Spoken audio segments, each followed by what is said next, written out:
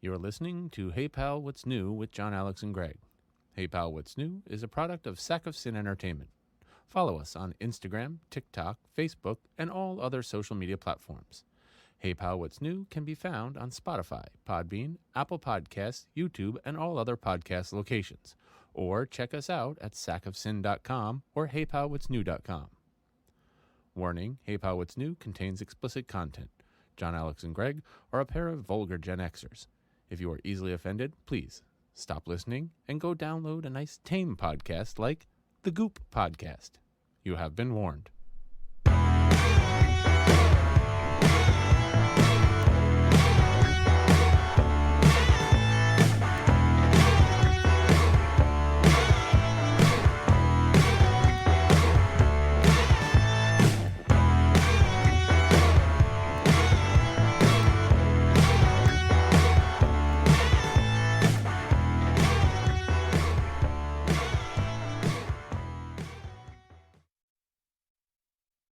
Oh, producer Mila is off the button. Oh, you're fired already. You were a little slow. That's okay. That's all right. We are too. Hey, everybody. It's Hey Pal, What's New? I'm Greg, and that's John Alex over there. And we're in the GBR studios. We got producer Mila on the ones and twos, kicking it, That's rocking right. it. Producer Moo. Producer Moo in the house. Yeah, we're back. I always feel like we say that every time. Now, if you're watching this, it's pre-recorded. That's right. We're in the multiverse now. This is our version of Greg and John Alex. So This is Greg fighting a giant spider. that's right. We'll get more to that later when we talk Flash. Oh boy, will we? Yes, we got. Nick, I was going to do a bad Nicolas Cage impersonation and be like, "Oh, I'm fighting a spider." I don't know how to do Nicolas Cage. It's No way. no, I can't do it. I'll just do a voice like this. Nick's making a comeback, He which is. is why we're not going to do news, because by the time this airs, everybody's going to be like, "Oh, that was like a week ago. What the fuck?" Dude, that's so like 2004. They found those people in the fucking submarine already. They did. I don't know. There's my news. Is the fucking people in the submarine who are missing. Rich people doing rich people shit. That's right. Not me. Nope. I can't afford to sit coach. I can't sit in a little tube to look at the Was it Titanic. bullshit walks, money runs the marathon. That's right. That's right. Money talks. Bullshit runs the marathon. Dude, that we were talking about this earlier. That is like some guys like, I'm gonna build a submarine in my backyard. That's what that fucking thing is.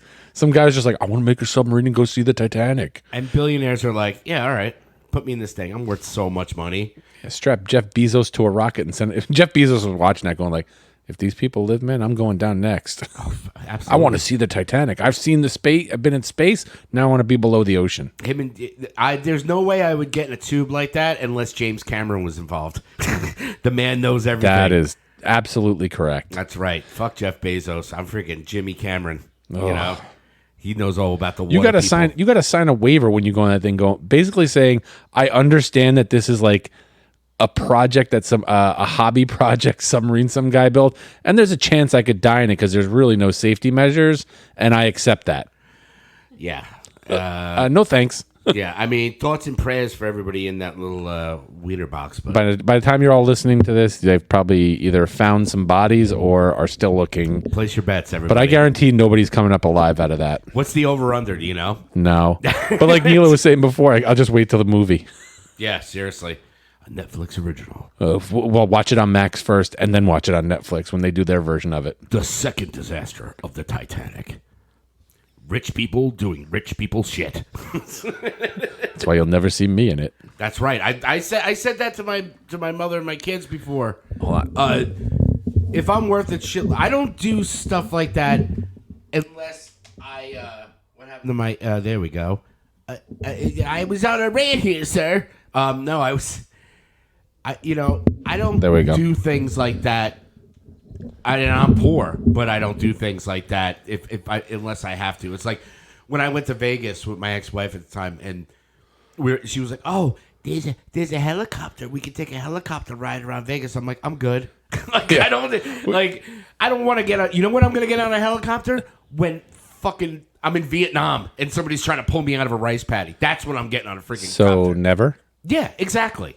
Well, you know what it reminds me of? It reminds me of like when we were kids and you'd be like doing that cartoon level engineering. We're like, let's strap together these logs and make a raft and go out on the lake. And you do it and then you push it out and you get on it, it just fucking sinks. Yeah, exactly.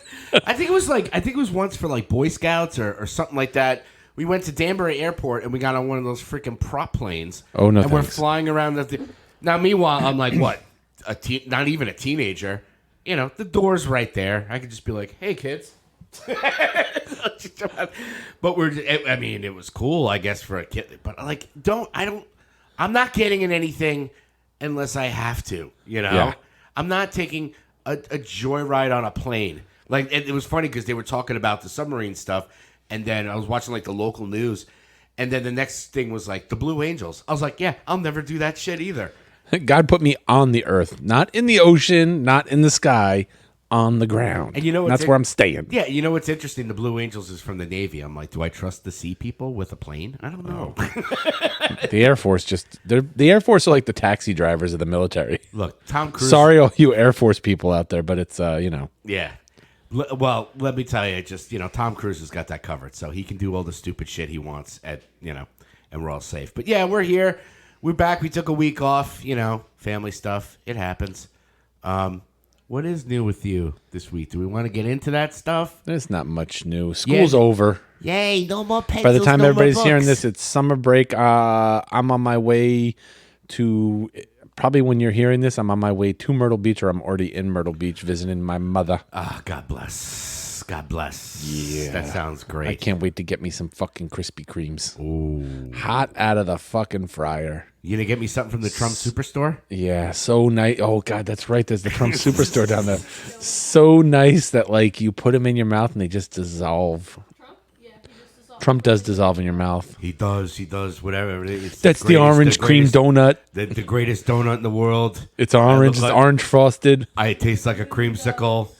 We really got to get you a mic. I know, I'm fucking hilarious. I know. She's fucking. It sucks because I always got to edit this out, like when your kids come in, because you can't hear them in the background. You can hear him a little bit, but Not enough to make it worth it. Sorry, Moo. no. You know what we'll get one of those like room mics. Do you ever see those? Yeah, but then we get an echo. Well, anyway, getting too fucking technical Yeah, here. seriously. So yeah, I mean, my week is just being Violet's personal Lyft driver for Of the rest of course. the week. I keep teasing her. I'm like, I should sign up for Lyft and just start charging you, but then I'd be charging myself, so it doesn't make any sense because she takes my money. So it's all good, Yeah, just keep busy. Still looking for a job, so I'm out there. Got a lot of options. There's keep some my options options out open. there. Riding the government teat for a while. That's okay. That's all right. Anyway, that's the worst Trump impression ever. Yeah. So yeah, we're not even gonna you're getting a special edition. We're just going to jump right into movies. That's right. We don't have fuck all for news, so we're not playing that music.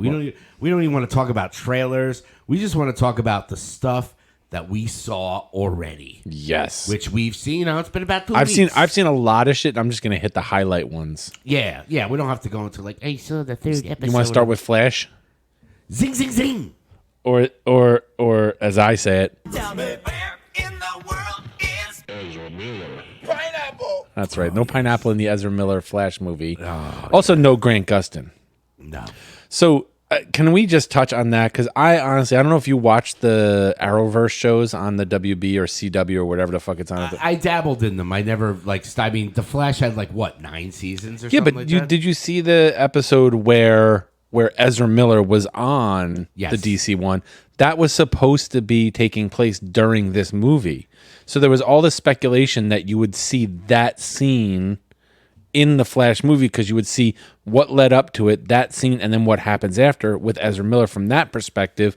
Whereas in the show, we got the Grant Gustin, the Arrowverse Flash's view of what happened, and they never put it in. Yeah. And it would have been so easy to put that in.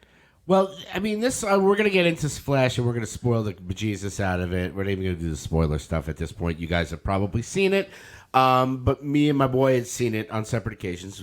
Once again, we did not date, but we No buttered popcorn from my bucket for you. That's right. We're gonna have some Tuesday night regal attempts. Yeah, we've said we're moving forward. gonna start seeing our movies on Tuesday night because that's the $6.50 bargain night at Regal Cinemas. That's right. Do I get the senior citizens discount for that too? No, there's no senior citizen discount. Son of a nutcracker. That's gonna be funny because we'll pay $6.50 for the ticket and then like $30 for food. Oh, I don't buy food at the theater. Well, if my kids work in concession, I can bring the bucket from home that already has the X on the bottom. Yeah. She'll be like, "Can I get a refill?" And she'll pretend like, "Oh yeah, I looked." And you'd do that for me, right? Yeah, I would just go right back over it. See? We had a friend that used to work the movie theater at the JV Mall. Yes. When they had the theater there, and he would just give us a cardboard box Filled with popcorn. And then at the end, somebody always wore it because we're just like Yahoo, and then ran out like a bunch of freaking delinquents. The people at the theater fucking hate people like that. Of course, Because they got to clean up all that popcorn. We left the movie theater. Manny's like brushing the popcorn like under the seat so that it wouldn't be there. And I guess it's a secret that if you can't see the popcorn, you don't vacuum the popcorn. Oh, that's a good idea. Yeah, no, it was a one. I mean, we're all over the place, but there was a TikTok that I was following. This girl did things I find while ushering, and she would pull out like, oh, here's an unused thing. Like she would always find cash.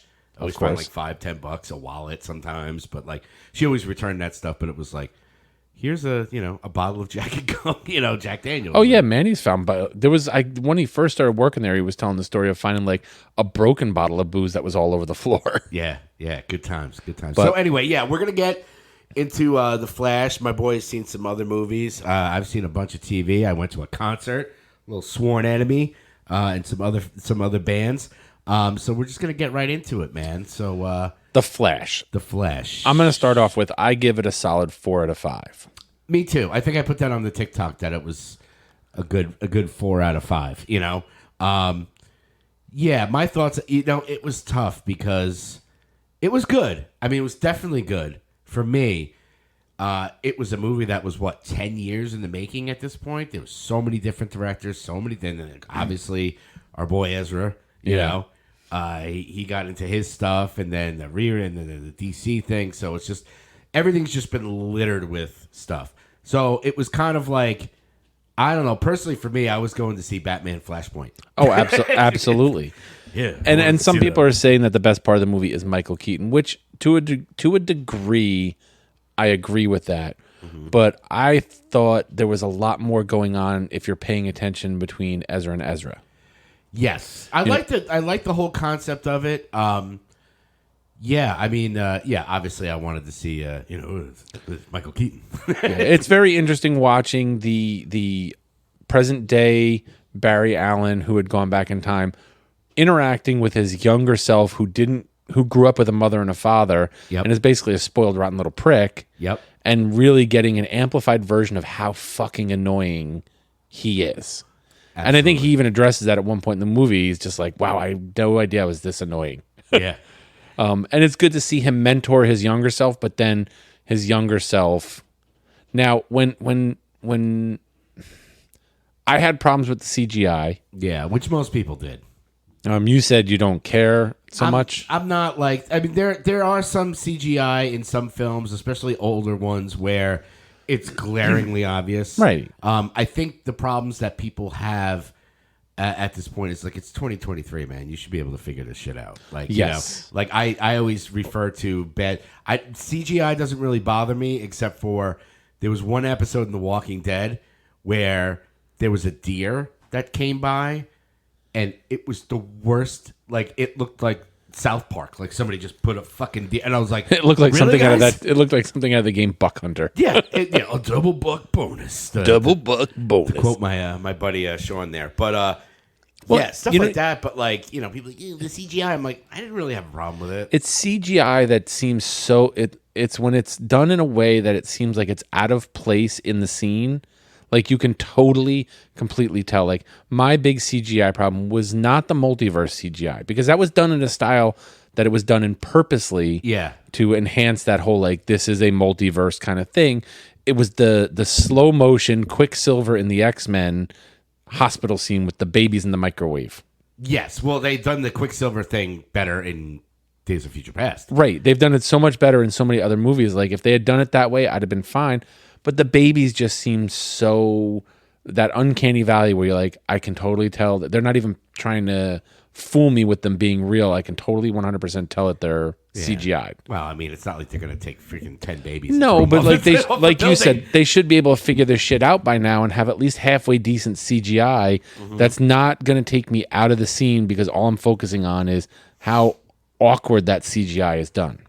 Yeah. I know I'm nitpicking a little detail. No. There's other things in the movie like, you know, you can totally tell when they go, and this is heavy spoilers here, people. I don't even know if I need to press the spoiler button. Just do it. I don't know where the fucking spoiler button is. Spurler. Don't drink the milk. There you go. You don't get the extended version. The when we first break into Wayne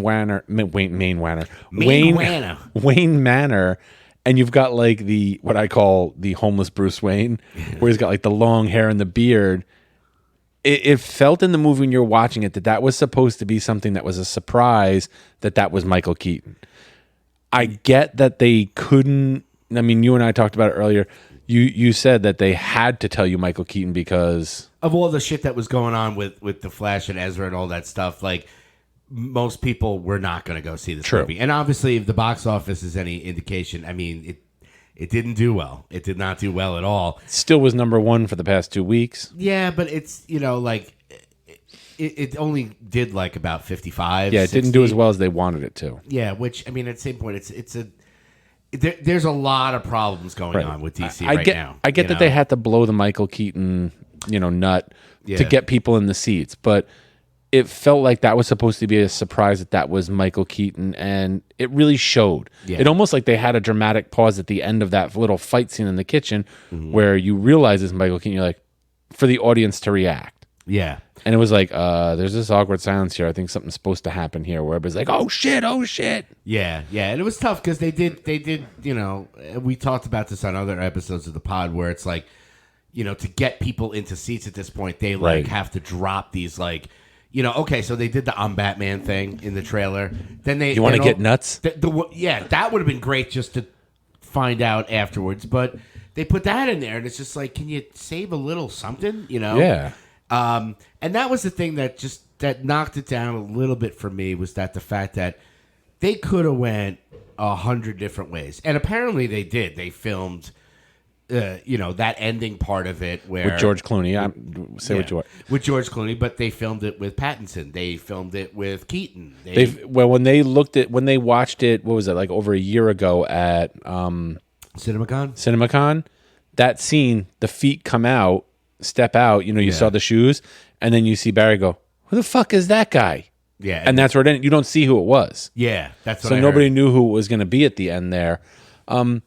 I don't know that we needed that. It just seems like a lot of things were shoehorned in there, like the Nicolas Cage fighting the giant spider. Unless you knew the Kevin Smith script story of Superman Lives, Yeah, Superman Lives.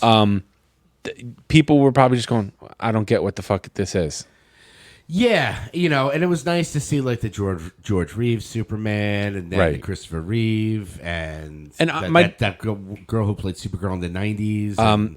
That girl, What's her name? Laura? I don't know. Lauren Slater, Christian Slater's sister. Was that her? Helen Slater. Helen Slater. That's Christian Slater's sister. Oh, no shit. Yeah. But like what we were saying, did I need a CGI of the two of them? No, there's enough footage from movies of them that you could have just put it in. We said that, we were saying it before. They did it better in Superman 2 Yes. in the freaking 70s than they did in this movie. Yeah, because they used footage of Marlon Brando from other stuff, but that they had filmed that they didn't use early in the Superman 1. They used that footage and that audio in the new one.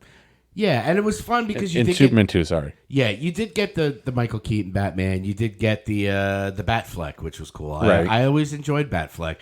Then they went back and they showed the Adam West one and all this stuff like that. Like, for me, I don't know. It was just something that they, at this point, they were like, we got to get this thing out because it's been years in the making, millions of dollars. Like, the Ezra stuff isn't going away. Like, we just got to get it out. And it was, it was definitely enjoyable. Like, I enjoy, and one of these days we'll do a ranking of the DCEU movies where it's like, I enjoyed all those movies. Right. But there were certain caveats where it's like, I love Batman v Superman, but the director's cut.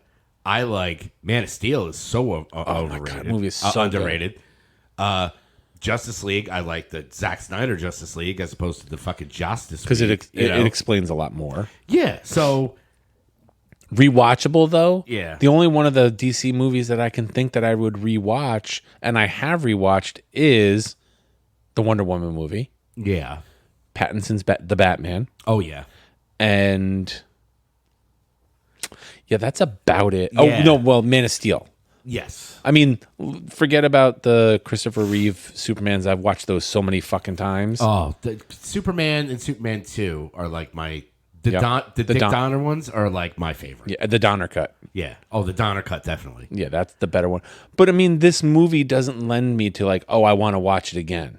Yeah. Will when it's on, when it comes to Max, and my wife hasn't seen it, when Kate hasn't seen it, and she's like, oh, we should watch it. I'll be like, all right, we'll watch it. Oh yeah, it's one of those things. Like if it's on HBO, I'll watch it and just put it on. Like, But I'm not going to go out of my way and make an event of it. No. And that was one of the other things you talked about is like, it's not really an event to go to the movies like it used to be, because it's like, well, The Machine, I saw that 3 weeks ago, Yeah. and it's already out. Yeah, online. I noticed that on my Fios where it was like The Machine and About My Father or whatever. And I've that watched is. both of those. Yeah, they're already on streaming. And I'm like, About My Father was very good. I watched that. Oh, yeah? I wasn't going to talk about it, but it was very, very good and very funny. So yeah, comedies like that I'll catch on Oh, demand. yeah. But event ones like this. Now it's just it's like the more I think about The Flash, it was definitely I recommend, if you want to see it.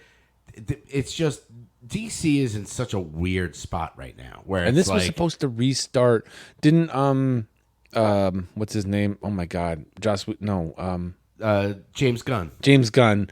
Didn't he say that this is what was going to restart the new phase of DC? Like this is going to be the beginning of it? Yeah. How? No. Exactly. Like that's the thing. Like you could have done a Flashpoint where and it's tough because this movie was filmed so many years ago and they didn't know what they were doing, and now James Gunn's coming out like 2015, okay? 2015. 2025. New DCU starts with Superman Legacy. Actually, they said that Blue Beetle is going to be the first DCU character, which I love. But at the same time, if you would have maybe, and it's tough because you couldn't because with all this shit, it's like you could have made an ending of the Flashpoint where, you could reset the whole DC universe. Like all of a sudden, boom, here's your new Superman. Okay, we'll keep Supergirl because I thought she was amazing in that Flash movie. And that was another thing I was going to touch on is like, look, they go into that sphere, Yeah. and you think you're going to see a emaciated, skinny Henry Cavill, Yeah. and you don't, and they give you her, and it's like, but she dies and she's done. It's like, what? Yeah. Why would you introduce me this character? Now, hopefully they do something with her and another. But this Flashpoint thing proved that, like, well, no, because no matter what universe she's in, she dies. She dies over and over and over. No matter what you do. And yeah, you could have done it where it was like, yeah, here's your new Superman. Oh, Jason Momoa, that's Aquaman. Oh, now he's Lobo. Oh, no, Aquaman, he changed it to this blonde hair freaking regular, Right. The one we all know from the comics. You switch here's your new DCU. And Barry just switched everything over. Now, boom, you go with that. But they couldn't do that. No. And at this point, even with the Shazam and Aquaman, does anybody give a flying fuck about Aquaman 2? No. No. Same with Shazam and even Flash. Like, you look at it and you go, what? And they could say, oh, Elseworlds, all that shit. It's like, well, there's no stakes in this, so No. who fucking cares? They're not coming back. Obviously, And it's like that awkwardness of, and people will disagree, of bringing back Gamora in Guardians of the Galaxy. It's like, it's not Gamora. You're bringing back a character that everybody loves, but it's not, and they kind of address this in it, it's not the character that everybody loves. Yeah. It's a whole alternate universe one who doesn't have that same relationship, the same experiences with the team. It's like creating a clone of yourself. It's Yeah. just going to be a physical looking clone. It's not going to be the same person because it's not going to have all those experiences you had. And that's what you're getting with these multiverse things is like, you're trying to get me to care about a character who's not the character that I've bonded with over the past 10 films. Yeah. And I just don't think it works. And this movie is going to be no different, but it gave them a chance to, like you said, reset the whole thing with all new characters so we can start from the ground up. I love those characters that are over there that in all the movies I've seen. Yep. But now to create a new phase, we use Flashpoint to reset everything. Give us a new Flash. Give us a new Aquaman. Give us our new Batman. Give us everybody. Even if you want to tie Pattinson into it with the Batman, you can just say, hey, Flashpoint happens, and that's what created the Pattinson Batman that we now see as our new Batman in the new Justice League stuff. Yeah. And they just missed it. They could have done it, and they're missing it. It's bad timing, you know? Like, they already invested $200 million into this flick. Yeah. It's like, we got to do something with it at this point, you know? And then a lot of people hyped it up, you know? Even James Gunn was like, this is the best comic book movie of all time. Is it? And they thought it was going to tie the old universe into the new one and make that transition. And I don't think it does. It didn't do a fucking thing. It's probably better off as a standalone movie. Yeah. And, you know, I'm glad that I saw it. Me too. I wasn't like, this sucks. I thought it was, you know, I had a lot of fun with it. Like you know? we always say, they got my money. Yeah. Yeah, but it would have been, it's a missed opportunity and it's bad timing. Yes. Because, you know, and that's the problem a lot of times with the media and stuff like that, you know, where the whole stuff that's going on with Star Wars, where it's like, we're going to do these 3 movies and these people are attached to it. Now, all of a sudden, even with that, they're like, well, yeah, we're going to push it another 3 years. And you're like, why are you telling me about a fucking project that you're going to release in 3 years? I'm going to be 60 by the time this shit comes out. Well, and I don't know, you know, not to get too far off topic, I don't know if there's a release date on Kraven the Hunter. Oh, But isn't that like 2025? No, that's coming out like end of this year. Okay, good. Because I'm like, don't give me, I hate when they're giving me trailers that are like teaser trailers for movies that are coming out like 2 years from now. Yeah. Yeah, I think they've calmed down a little That's bit. like with that hot girl that you're in love with who's like, hey, if I'm not married by 30, you and me. And you're like, so I got to stay single till I'm 30 and hope that you do too? Yeah. No, thanks. Yeah, I mean, we could talk about, I mean, do you have anything as far as like with The Flash? I mean, No, go see it. That's my hot take on The Flash. Go see it. Don't expect too much. What is that? Keep your expectations low and you won't be disappointed. Exactly. Just like old Zendaya will tell you. But, yeah, as far as movies go, like we can go into that Kraven trailer. Well, other movies I saw, what was it?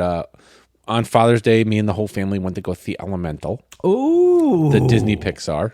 PIXAR. And we talked about the fact that, like, again, they're not creating these movie events like it used to be, where you were like, oh my God, Toy Story 2 is coming out. The whole family's going to go.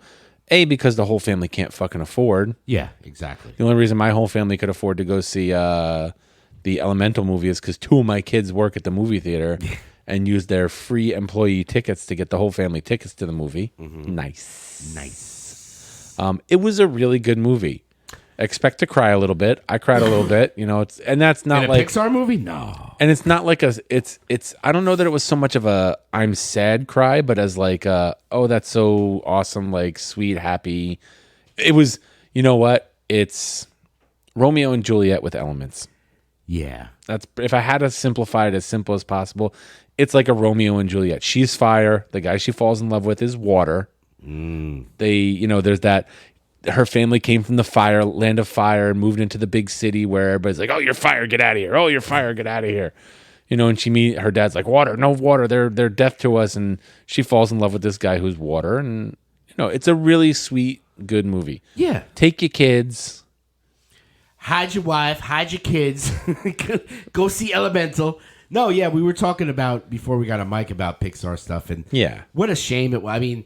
I'm at the age now where my kids are grown, so I mean they're teenagers, you know. So I'm almost like I'm exempt. It's like I did jury duty. I'm like I saw that shit. Like I don't have to do this anymore. I still go because I love animation. Where you're not a fan of animation. No, nothing wrong with that. I mean I do like certain ones, and like I said, I've seen the Despicable Me's and all the Pixar movies. Fritz the Cat. You know. Debbie Does Dishes. I've seen all of them, and I really, really enjoy them. Like Disney movies, I've seen all the princess movies ad nauseum. Great, but now I'm at the age where it's just like my kids don't want to see it, so I'm not surprised. I don't know. I'm surprised Violet doesn't want to see that. I feel like that's the kind of movie she'd want to see. Yeah, but and it's also a shame is that with Pixar, the way we talked about it before we got on, was how Disney and Pixar and stuff, like, it's not Pixar's fault. Don't get me wrong. No, it's a Disney problem. It's a Disney problem. It's a where they kind of cheapen the animation. Where, sure, COVID and stuff threw a lot of wrenches into stuff, but you know, all the movies that they did, they put all this heart and soul and years into these movies, and Exactly. they go, we'll dump them on Disney Plus. It's like Turning Red and Soul. And, Well, I don't think it's just that. I think it's also the same problem they're running into with the Marvel universe, where they get a lot of success and they go, well, we got to monopolize on that, and let's just start pumping shit out as fast as we can. Yeah. And the quality suffers because of that. Yeah. The story suffers because of that. And Pixar started doing the same thing with, like, let's just throw shit out there and try and get it done as fast as possible. Yeah. And the Pixar people, because Disney wants it, and the Pixar people can't take the time. And I feel like, though, with Elemental, they had the ability to take the time on this one because the animation was phenomenal. There was this mix of as close to things looking like the real world as they could get, very detailed done, and almost like I mentioned that the Fire Girl was like almost like a watercolor, but it was only because it gave that feel of like you've got that static background, and then she's fire. Instead of standing there and talking and like a normal anime person, there was so much motion to her character because she's fire. And the same thing with the water guy. You see things moving around him. The way when he's standing there and the light shines through him and you play with the shadows off the ground, and the same thing with her and the light and the shadows off the ground. It really was like the amount of detail that was put into all the effects that go on around the main action really drew you in and was like, wow, this is like very well and thought out and done. I was just very impressed by how much detail they actually put into everything. Yeah, and Pixar has always been the standard for quality. You know, Yes. It's not like, you know, They don't fuck around, those no. boys. Well, even the Illumination people, like, they're doing a really, really good job. The Despicable Me and Mario Brothers people, like, I always feel bad for these people because of corporations going, we got to pump this shit out. You're losing that quality because Right. they're overworked. You know, hey kids, if you ever want to freaking go to school for freaking animation or visual effects, because obviously it's a high in demand with all these companies, so they're just churning stuff out, and you know that's why you get bad CGI in fucking The Flash. Yep. The problem is that movie's been in development for so long. It's like you couldn't tweak that. It's been 3 years, 4 years. Well, and that was also the problem that I had with the Wonder Woman movie was, you know, that bad CGI in the, was it the Wonder Woman movie with, anyway, in all those, no, it was the original Justice League movie, the Joss Whedon one. Oh, yeah. Like all the bad CGI in that was like so horrifically bad that it looked like a PlayStation 3 cutscene. Not even PlayStation 4. Forget PlayStation 5. We're talking like a PlayStation 3 cutscene. That's what it looked like. But yes, Elemental, I wholeheartedly endorse Elemental. Go see it. Yeah, I mean, like I said, both movies are tanking at the box office, unfortunately, and it's unfortunate, but you know, if you want to see more of these movies, go support them. You know, and like I said, you don't have to go run and see About My Father in the theater. You can wait, but stuff like this, you wanna go see it in the theater. Yeah. Yeah. So I think that's as far as like the movies go. No, well, and then the wife and I did the double feature. Oh, that's right. So we watched. We decided we had to rewatch the first one before we watched the sequel, As you do. and we watched Becky and Wrath of Becky. Wrath of Becky. Now, what's very misleading, we talked about it, the Wrath of Becky, on a previous episode because we saw the trailer for it and stuff, where Stifler, what is it? What the hell's his fucking name? I don't know. Stifler. We'll just call him Stifler. Where Stifler is the bad guy. They lead you to believe that it's like, oh, another fucking Nazi guy. Yeah. But it's not.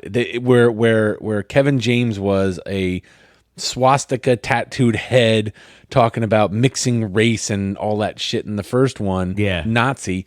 This one was, they were just going off of the fucking Donald Trump Proud Boy shit. And it was, you know, they really heavily leaned into that over the top ridiculousness. You know, and what's funny is like there's a lot of scenes where you're like, wait, what the fuck? And it's literally her fantasizing about killing people. Oh, wow. Okay, so they do like the whole... Yeah, they do the whole, she fantasizes about, like, she's in the diner and the guy's like, oh, I wanted butter on my toast. And she's like, I wanted the butter on the toast.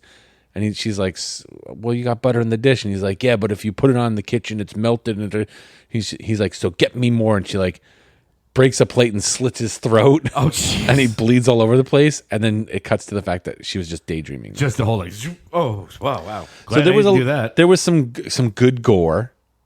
That's what you go there for. But I think a lot of those good gore scenes were her fantasizing of doing things, because you're like, there's one scene she runs a guy over the tractor and it's got the tiller on the back and she's tilling him, and you're like, that guy she did not run him over. He could have gotten away. That tractor was moving so slow. But then you realize it was just her fantasizing. She goes, well, I wouldn't be able to do that. So unfortunately the tractor didn't start. And she does something else. So you get all the gratuitous gore and violence without actually the consequences. No, you still get some gratuitous gore and violence with the consequences. Okay. But it was very over the top, ridiculous, unbelievable. But that's what that movie is. Yeah, they leaned very hard into it, and they owned it. Yeah, you're not watching Wrath of Becky for the story. Scorsese movie. It's a 1 hour and 24-minute movie, and I'll tell you that like 15 minutes of that is credits in the beginning and end. Is it on any of the streaming, or is it just on demand? I don't know where I'll it have is. to check that out, because I did enjoy the first one. The first one was ridiculous, and you're like, Kevin James is a Nazi, and it was funny. Manal looks at him and goes, looks pretty hot looking like that. Well, and they do give you a little more information. If those of you have seen Becky, they give you a little more information about the key from the first one, which was like the whole plot point of the first one was him trying to get that key. Now, see, I totally forgot about the whole key thing. And she's still got the key, and you find out that the key has a cover. It's at that end of the key is a cover that slides off, and there's coordinates inside. Dun-dun-dun. But they don't tell you what that is. But we're gonna get another Becky movie, because at the end, 16-year-old Becky gets recruited by the CIA. What the fuck? Agent Becky. Oh, yeah. That's, what? You got Becky, Wrath of Becky, and Secret Agent Becky. I'm down with it. I'm down with it. Keep making them. Keep making these stupid Becky movies. Well, it's like the... John Wick's been running around just because somebody killed his dog for 4 movies. I mean, why not? And hey, they in the Becky movie, they keep going after her dog, but that dog keeps coming. That's right. Because in the first Becky movie, what did they did something to the dog. One dog got killed, and then her dog, the other one, I can't remember what its name was. I don't remember. It was like Caesar or something like that. But that dog got knocked out or something like that, but lived. It was fine. Yeah. In this one, this dog gets fucking clocked with a goddamn baseball bat, and you're like, they fucking killed the dog. And then the freaking Proud Boy guys had kidnapped the dog and kept it. So the dog was fine. Good. But I mean, it's what the fuck is that? Pearl and X. Mm-hmm. It's like those movies. You're building a universe of just ridiculousness. Yeah, why not? This one is like that suspense thriller gore. It's not really so much a horror movie. Yeah. Where the X and Pearl were like kind of like those horror movies. Yeah. They're doing the same thing here, and I'll take more of it every day. It's a nice little I go into it knowing this is going to be ridiculous. Of course. And that's the way you should be. You can't go into a movie like Wrath of Becky and be like expecting Shakespeare. Well, yeah. The problem comes is when people take things like Cocaine Bear, which was a fun movie. Yeah. Fun movie of stupidity, and go, well, let's make, like we talked about last, Crackoon, baby. A raccoon on crack. It's like, now you've gone too far, because it's so low budget bad. It's all the sci-fi stuff where it's like, Shark the Puss against freaking Megalopolis, and Yep. who cares? So the only other thing I did watch that I'm not going to go too deep into, it wasn't the tearjerker I thought it was going to be. Okay. Was the Stan Lee movie. I was going to watch that, and then I read something from the Kirby estate.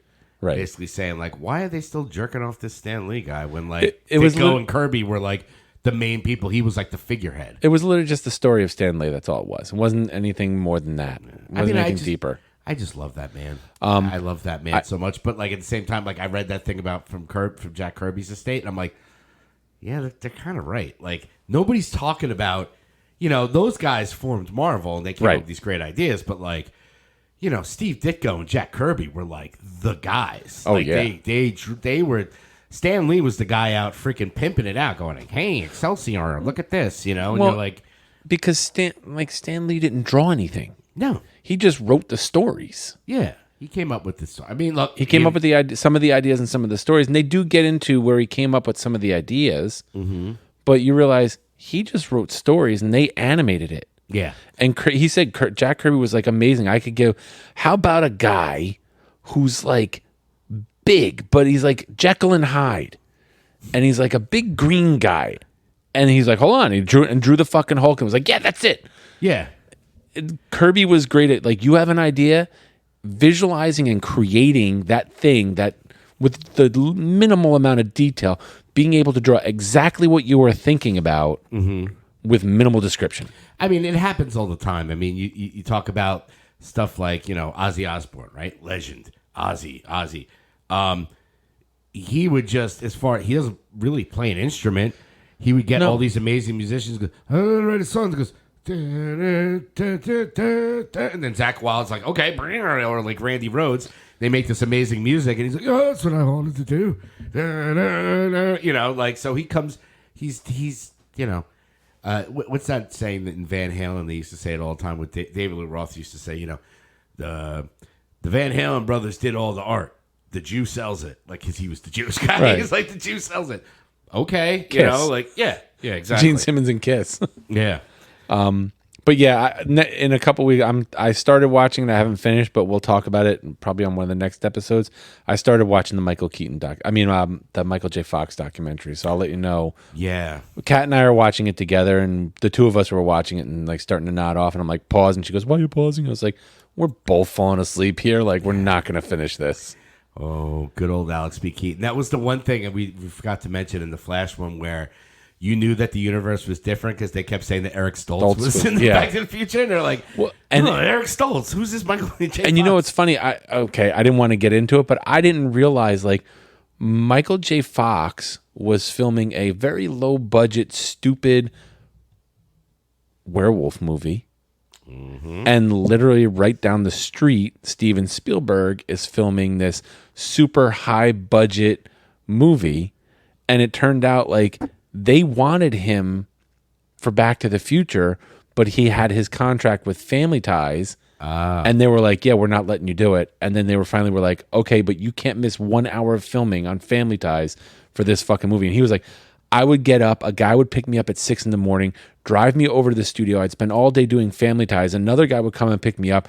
I'd fall asleep in the back of the car while he's driving me to wherever we were fucking filming Back to the Future.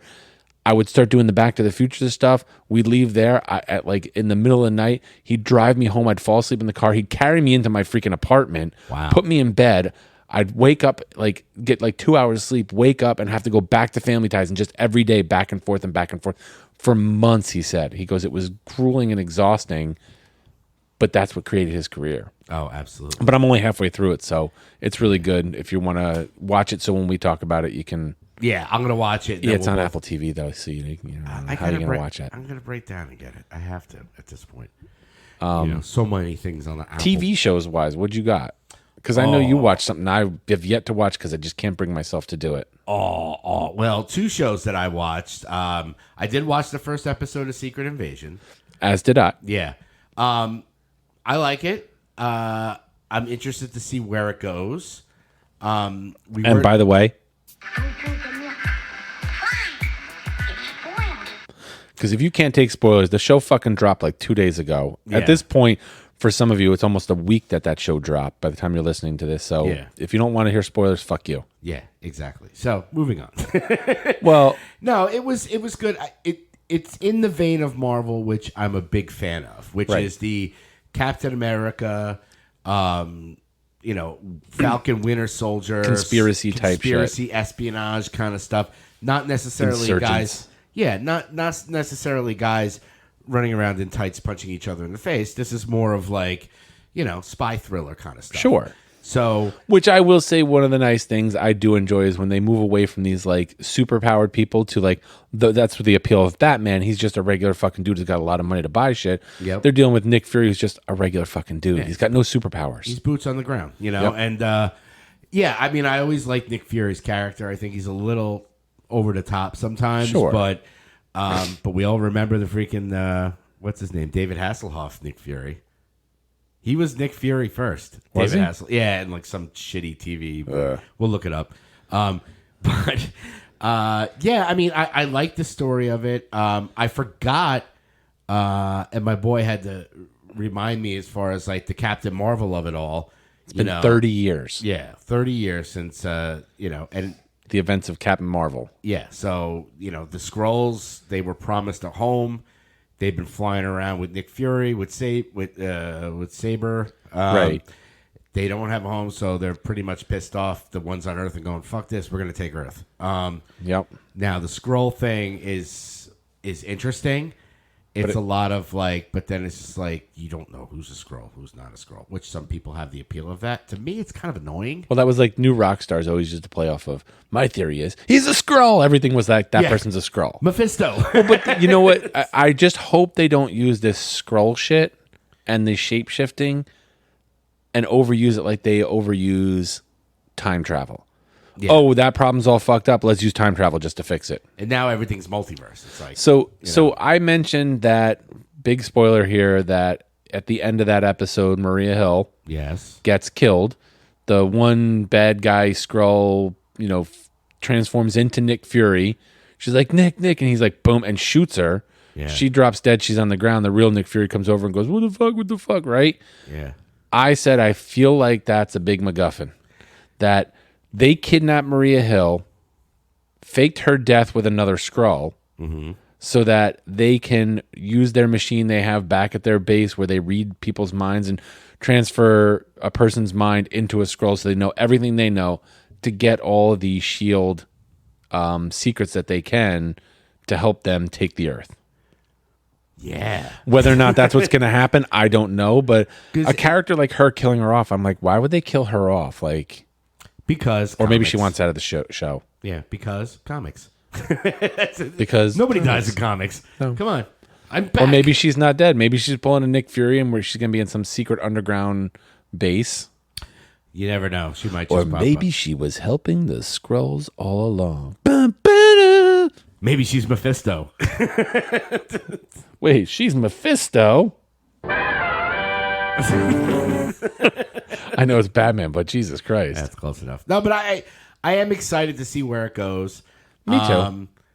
I like those characters. Hopefully the Skrull thing doesn't get too freaking. Do you think the tone of this is more like the earlier Marvel series than it was the later ones like Miss Marvel and all those where it just feels like it was kind of like scotch taped together to give us some content? No, I mean I think they did a good job with this so far. So far. One episode so far. Yeah, it really is one episode, so it's tough to say. Like, it got me enough to the point where I was like, "Ooh, this is good. I'll watch this. Yeah. This looks cool." Well, you I'm know? going to watch it no matter what. Yeah, I mean it's Marvel, so I mean, this one, there's some of the Marvel things you haven't watched, right? Yeah.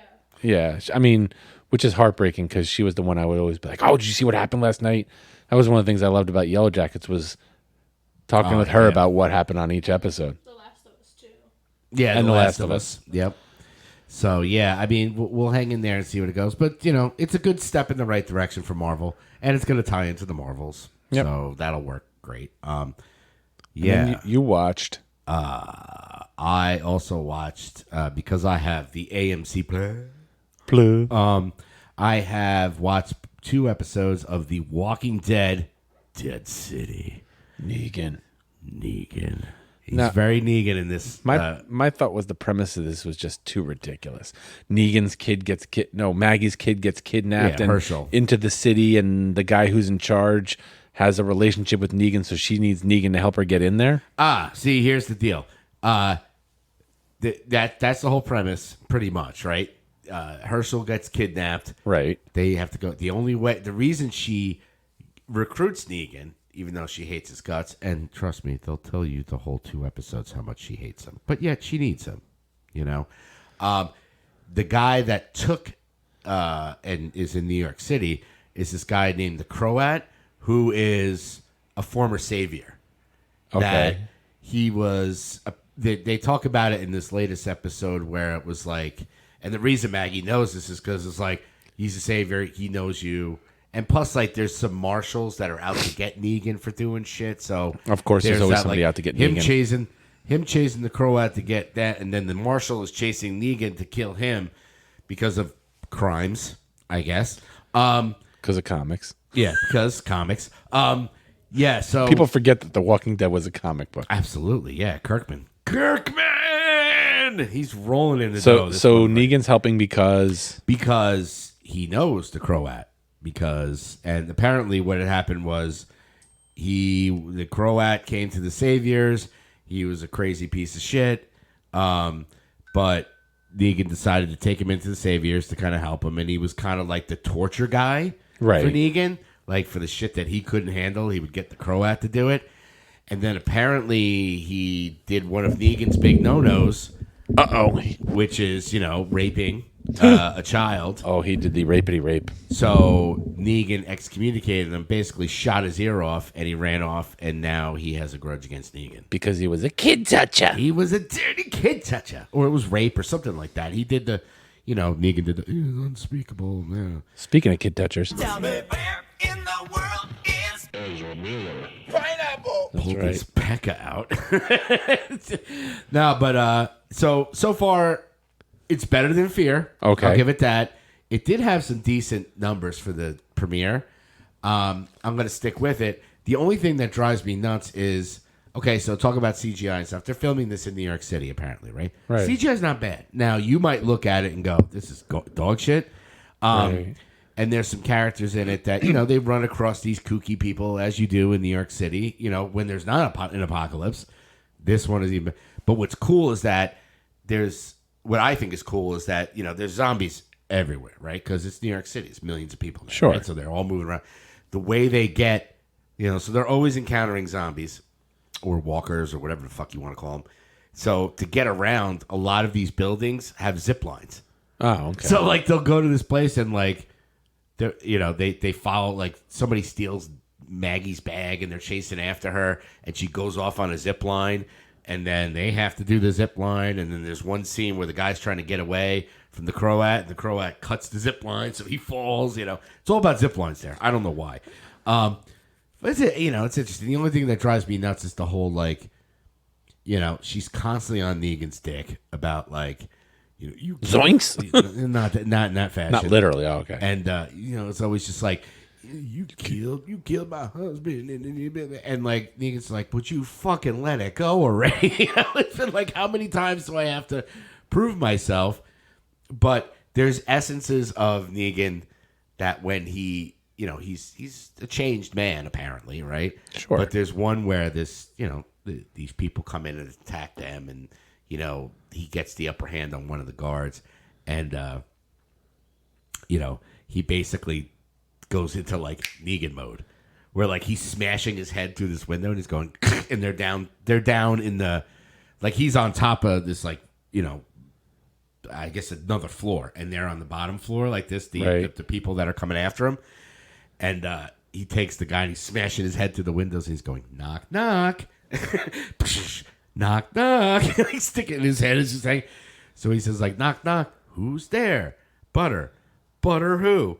Better get your raincoats because it's going to start raining. And he just slits his throat, cuts his guts open, and throws him over. And you're like, all right, that's Negan. All right, maybe I'll watch it. It's not as bad as Fear the Walking Dead. Nothing is as bad as Fear. Fear is a fucking pile of dog shit. And it still is.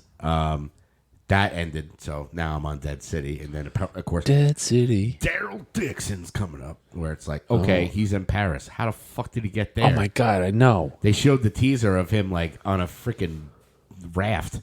Come on. You going to tell me he got to Paris on a raft? Let's stop it now. So we'll see. But I'll keep you guys posted. Yes, do keep me posted. On the Dead City. Have you watched any other TV? No, I have not. Right. Sure, I have, but nothing new. It's just the same old. It feels like TV's really slow lately. Well, it's the summer. Yeah. It's, So mid seasons. that's all I got. Yeah, so I guess we can go. We won't really talk about new releases music wise, but I will give a concert review if you want to do the thing, or we can not do it. The musician from the big rock band. Now he just looks like a big fat hand. It's time for Greg's Music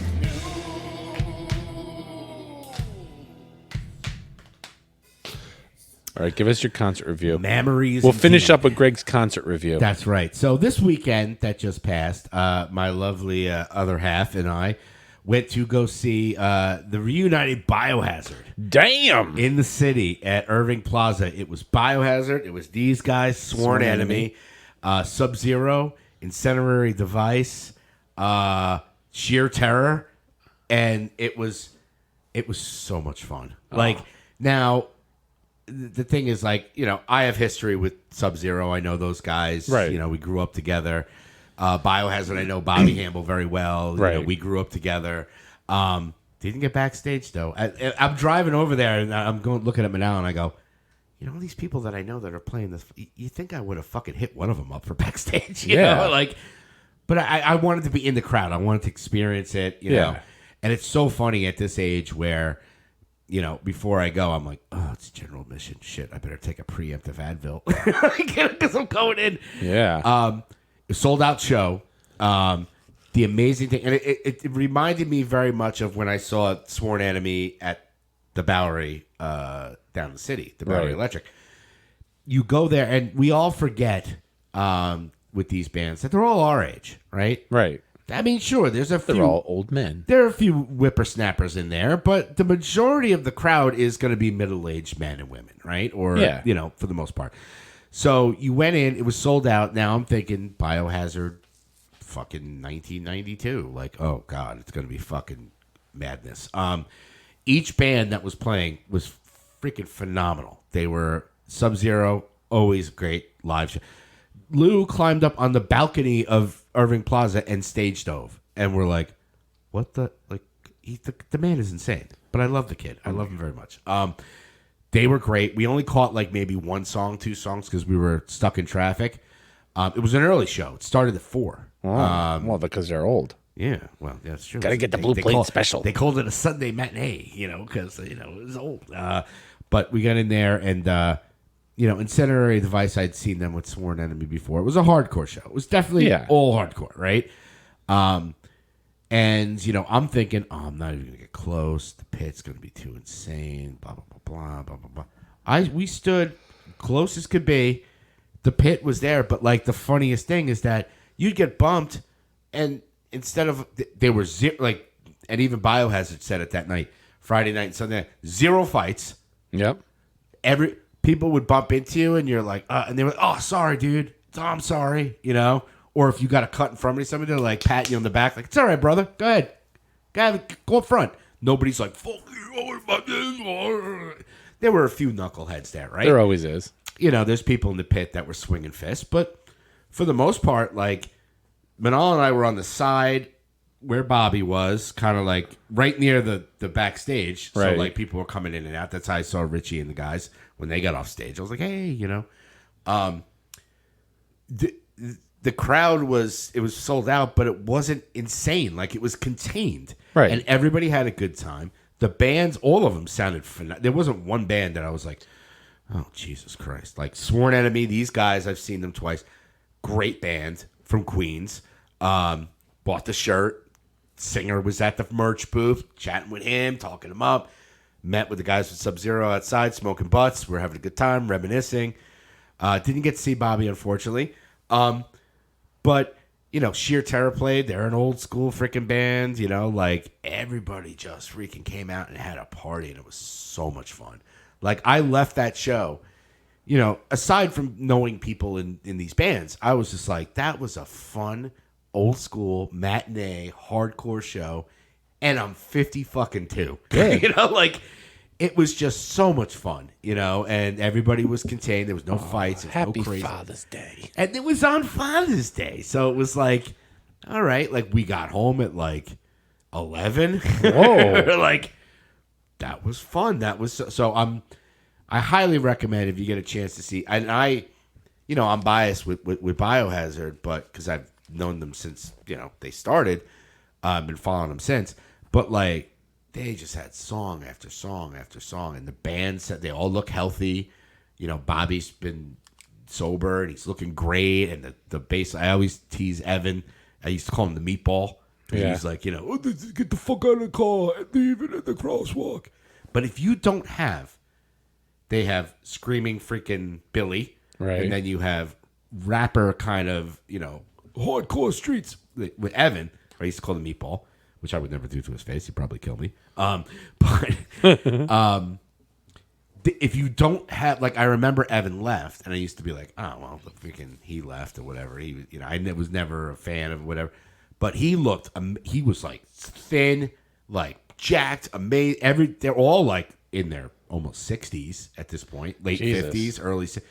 They all look healthy as shit. They sounded great, and if you don't have Evan with Billy, it does not work. Right. Billy's tried to do a bunch of stuff by himself, Billy Bio, and all that other stuff, and you're like, it's good. And he even did stuff with Sendog, with Power Flow, like with a rapper guy, and you're like, okay, that's kind of Biohazard-y. But if you don't have the elements of those four guys, they're a perfect example, band-wise, of if one part's missing, it doesn't work. It doesn't work. You need screaming Billy. You need rapping freaking Evan with his, life gets smothered, and people go nuts. You got Bobby, who actually does guitar solos in hardcore songs. Go figure. Never heard The drummer, Danny, is freaking insane. So I've heard Biohazard records without Evan and Billy, and It's not the same. It's not the same. So you get a chance to go see Biohazard. I think they're touring. They're touring in Europe now, but I'm sure they'll be back on some runs. They're talking about doing a documentary. They're talking about doing a new album. So you get a chance to see it. Like, go to one of those shows. And it's actually the Bowery show was that inspired me to do Sakasin. Right. Because I was like, here's a bunch of bands. They're all supporting each other. They're all hanging out. They're all doing this. It's like that. The Biohazard show was like an enhanced, huge version of that. Right. Where I was like, shit, you can do this in Irving and sell out 2 nights at Irving Plaza. Obviously Biohazard is a big name, but Yeah, like, a big draw, but yeah, but like still, I mean, the last time I saw Biohazard, my band opened up for them at Tuxedo Junction. So now they're playing Irving Plaza, 2 sold out nights. Nostalgia, and they sound amazing. So get a chance to go check these bands out. Support these freaking hardcore bands if you're into that shit. yes, 'Cause- support local artists. Yeah, Inhuman, Sworn Enemy. I mean, these guys are all on smaller labels. These guys are on the same label as Sub-Zero.